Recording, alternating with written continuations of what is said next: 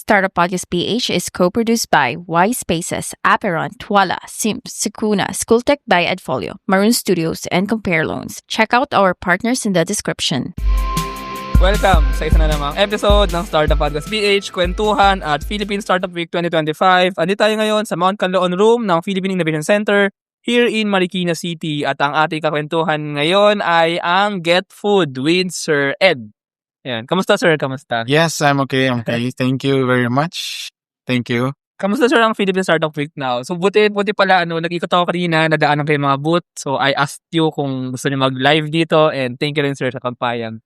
Hindi, matagal na ako nagsubaybay sa'yo eh. Thank you, Nasa Spotify ako sa'yo. Oh, wow. Thank you. Follow ako.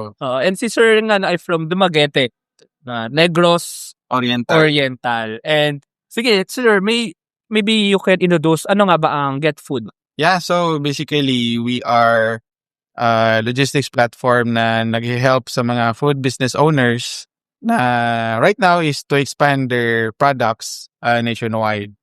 So aside from that, we provide business management tools like starting from POS to payroll system and other tools, AI chatbots, etc. So Ang mga customers nyo now ay sa Dumaguete or meron bang Dumaguete, Negros Oriental. Negros Oriental? Meron na kayo outside or dito mo? Right now, we're onboarding mga NCR na mga merchants. Wow. I mean, I'm just curious, also, like how can this kind of company start? Kasi hindi siya madali to start, like a logistics company. And also to find these customers. So, paano nangyari yun, sir? Nag-start kami 2021. So, that was pandemic pa noon. So maraming ang nakita namin sa mga merchants before was they were blinded by their business operations. So we have existing system kasi we have our software company naman. So we develop the system and then we add delivery service na. So kayo ba, sir, ay software developer? Or? Yeah, start. I've seen this story actually, I mean, in different places in the Philippines. Software developer company, correct me if I'm wrong, sir, may isang client na ito yung need, logistics, yung parang logistics tech, yung back-end, inventory, ERP, and then, when you made this for them, na-discover niya na pwede rin pala itong i-offer sa iba. Yeah. Tama ba, sir? Exactly. Ayun. So, sige, sir. The same problem kasi yung mga small business owners. So, more or less the same solutions din binibigay ko. Pa-clarify lang, sir. So, what exactly yung itong solution na ito?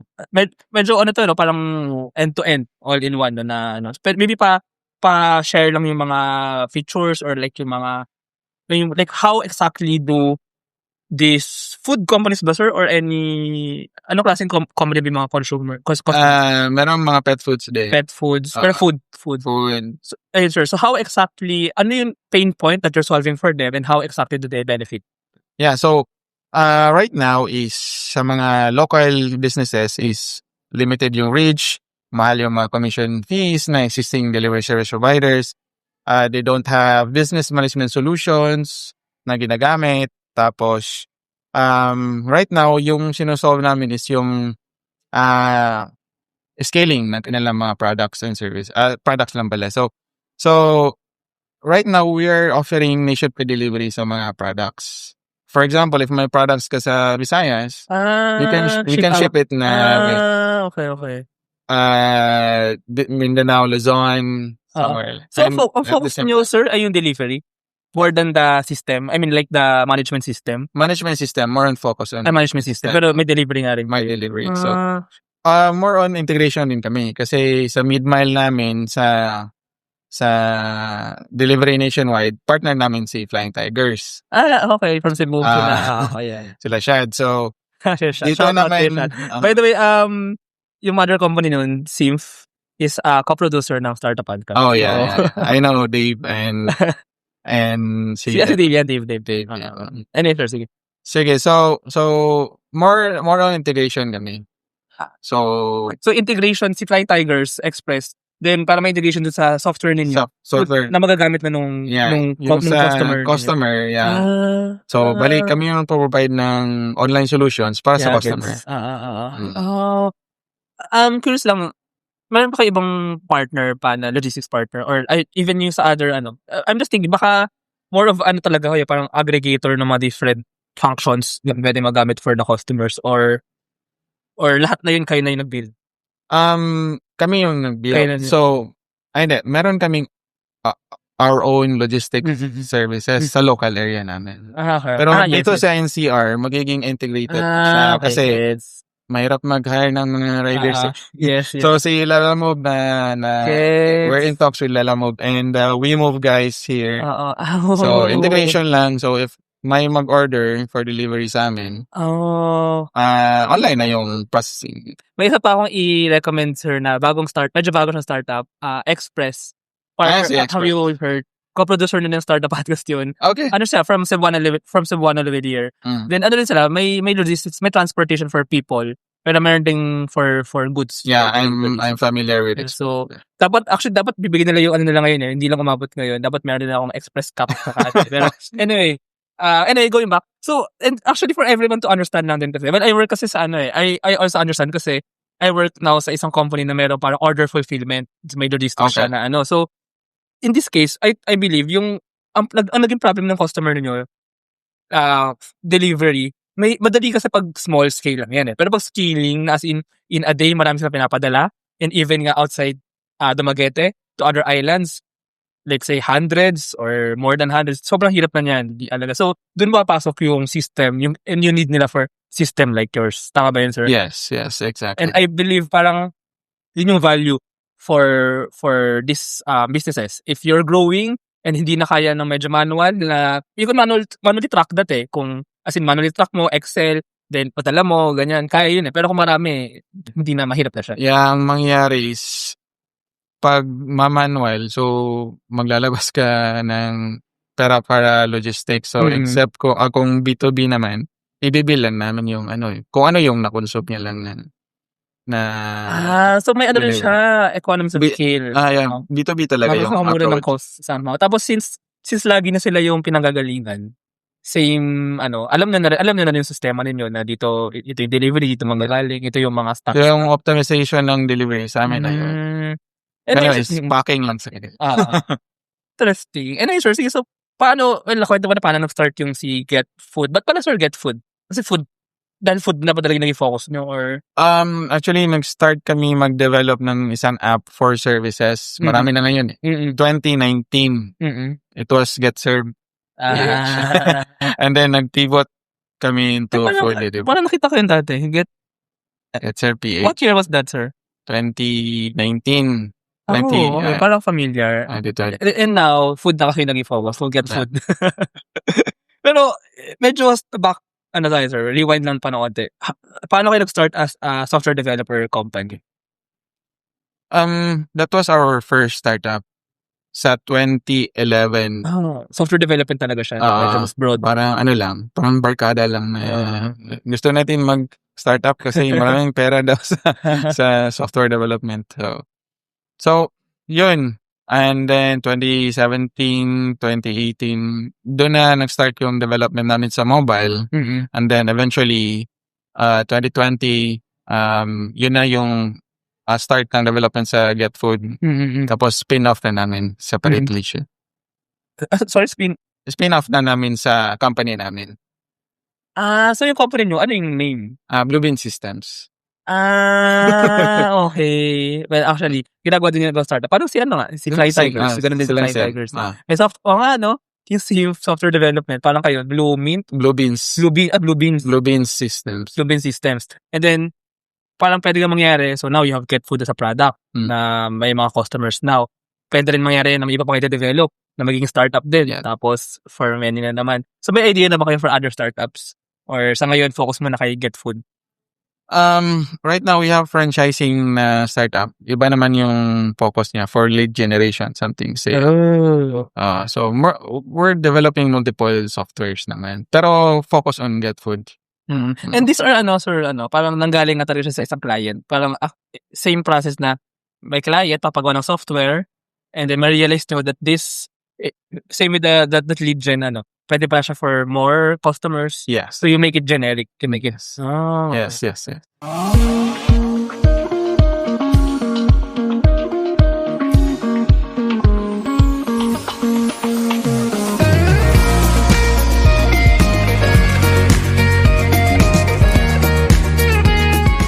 digital future with Twala. Secure and tamper-proof digital signature. Electronic notarization service. And custom AI agents for intelligent document workflows. Visit twala.io to learn more. In today's digital world, your organization needs more than just technology.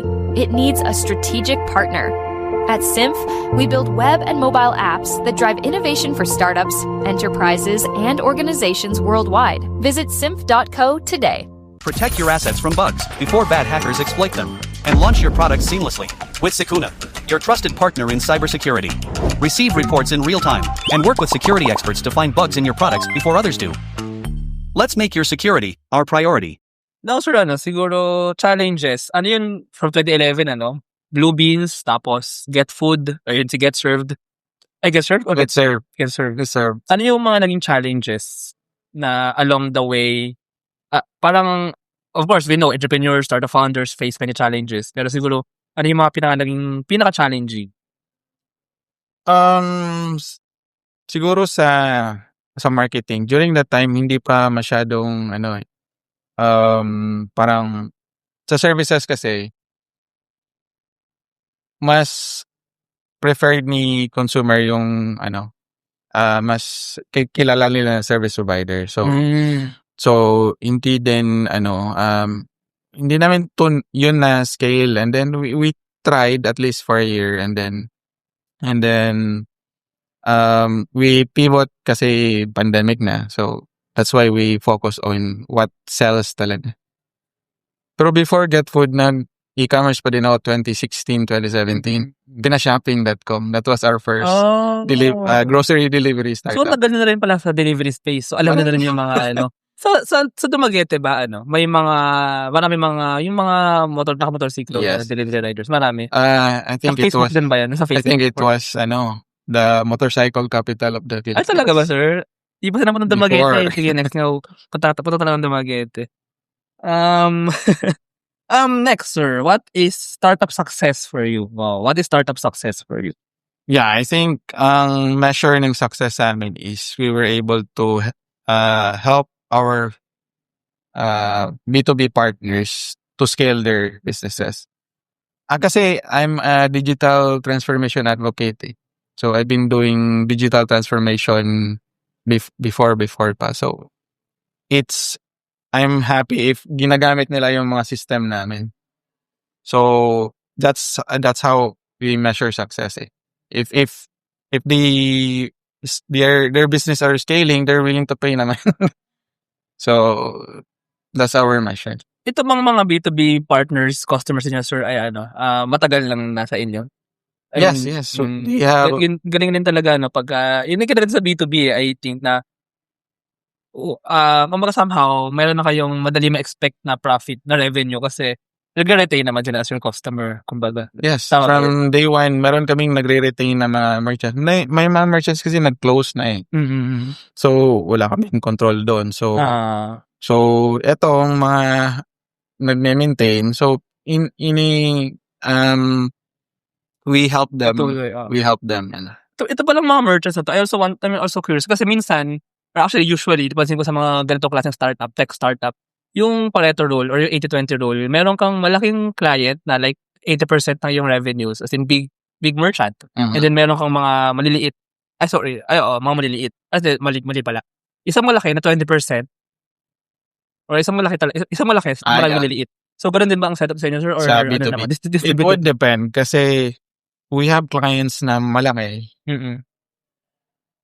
and then we have smaller clients pero subscription na maliliit lang fees. So more or less the same din, pero yung pricing namin is different from bigger clients. So for small business owners, syempre depends sa lang. Pag malaki, paano yung billing? Subscription din. Pero iba yung pricing. By price. Okay. Sige, ayun. Ito na lang, sir. What is the vision? So the vision is digitize the small business owners nationwide. So we help them scale by providing them business management solutions, digital business management solutions. And then we help them on their business to improve. Ayun. So, ang nakikita niyo ba, sir, ay offering these services, these systems to companies all around the Philippines talaga? Not companies, small business owners. Small business, okay. Sige, sir. Ayun, ito muna, last. What keeps you motivated? Kasi yun nga, nag-startup ka, nag-tech startup ka, 2011, patuloy-tuloy hanggang ngayon. Hindi kayo nag-work? Hindi kayo like nag-employ? Ay, nag-work ako corporate sa co-op Okay. for like 5 years. Then bumalik sa business. Yes. Bakit yung pinili yung business? Parang it's freedom eh. Freedom. And then the ability to create something na useful sa mga businesses, sa mga tao, sa ibang company. Sige, yun, sir. By the way, kamusta ang Philippine Startup Week? So, kamusta? Yeah, it's very good. Like this is our first time to attend, and then malaki pala yung building. Bago na itong building na to, sir. Bago lang. Okay. This year lang. Philippine University. Yung last year na Philippine Startup Week, sa ibang venue place pa. So, first time din dito. First time pala dito. So, I think pwedeng gawan to ng ng mga I think ang plan is, I think ang plan is pwede mag-house ata sila ng mga, I'm not sure, pero mag-house din ata ng ibang startup. May incubation dito. Parang tawag dito. Working space. Co-working. I think parang ganun din ang, nakwento sa akin to before, nung tinatayo pa lang to. Actually, nung February, tinatayo pa lang to. Naalala ko. Parang nakwento na sa akin to eh. Parang yun daw yung magiging idea. May event space pa rin, pero like may co-working, may office, but for talaga, for startups, innovation. Pero ngayon, ayun nga, Philippine Startup Week is here. Tapos, kayo, nakaboots kayo dyan, and I think kanina, ngayon kasi nililigpit na eh, pero very lively actually. Yeah. Education is evolving, and so are we. Introducing School Tech by Edfolio, your all-in-one school management solution. Built for schools of all sizes, School Tech bridges the gap between school and learning management. Driven by passion, School Tech makes educational technology accessible, affordable, and easy to use for schools everywhere.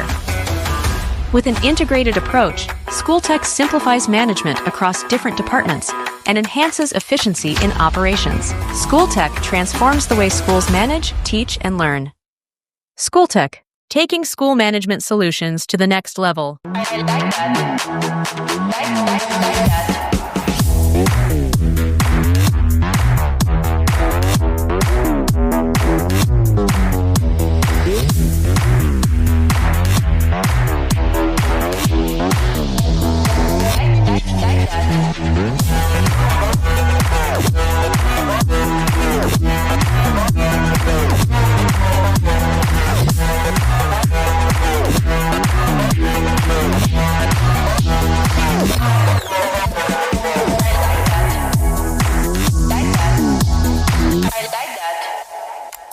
Running a business? Make it smarter with Red Circle Global. Streamline operations, boost productivity, and manage everything in one powerful ERP system. Book your free business demo today at redcircleglobal.com. Guided by one of our top experts. Ayun. Sige, sir, thank you so much. And by the way, baka may listeners tayo. Are you looking for investors ba, sir? Ganyan. We're looking for partners, operators sa different areas. Ano ba yan? Parang franchise model ba yun or hindi naman? Or parang, More or less the same parang with ano. franchise model. Pero yung technology nasa inyo pa rin. Yeah. They will be like a distributor or parang user ng technology. Magiging sila, distributor ng mga products. Oh, interesting. So you're sige, sir, if anyone's interested, you know, for maybe distributorship, partnership, operatorship, how can they connect with you? Maybe you can lead them to the website or social media. Yeah, so for anyone interested na mag-operate ng Get Food delivery sa kanilang lugar, so we are helping business owners to expand their businesses sa mga areas na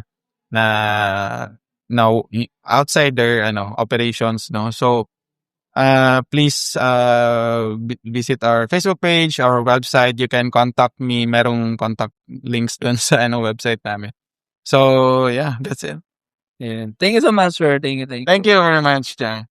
This episode is super powered by AskLex PH Academy, our official e-learning partner. Get certifications on Lean Six Sigma, project management, data science, and more. Argum AI makes smarter decisions by presenting both sides of an issue as argued by two distinct AI models. Pixel by ePlayment turn content into opportunity, grow deeper connections, and earn more. Only with Pixel. Sign up at pixel.eplayment.co. School of Profits, Filipino-led community for aspiring freelancers, VAs, agency builders, and online earners. Built to help you start, grow, and earn online together. Founders Launchpad, early stage accelerator providing venture capital funding, operational support, and mentorship. Hire Business Solution, provider of the most configurable cloud-based payroll system in the Philippines. Agile Data Solutions, the Philippines' fastest growing market insights tech company with its data gathering platform, HustlePH. SmileChecks, streamline hiring and onboarding with automated background checks. Cloud CFO,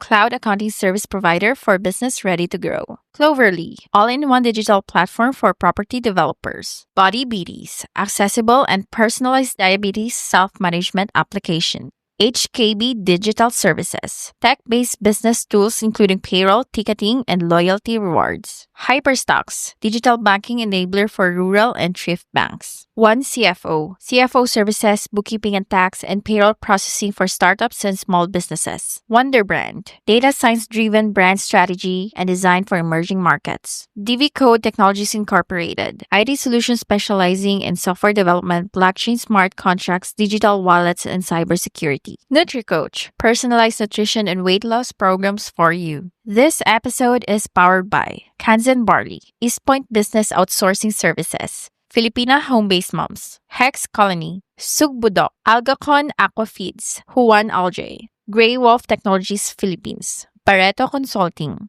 Jur.ph, Big Giant Games, Pahatid PH, Wasteless PH, Tech Tribe, Uplift Code Comp, Board Prep, Sirius MD. Support the podcast through the links in the description.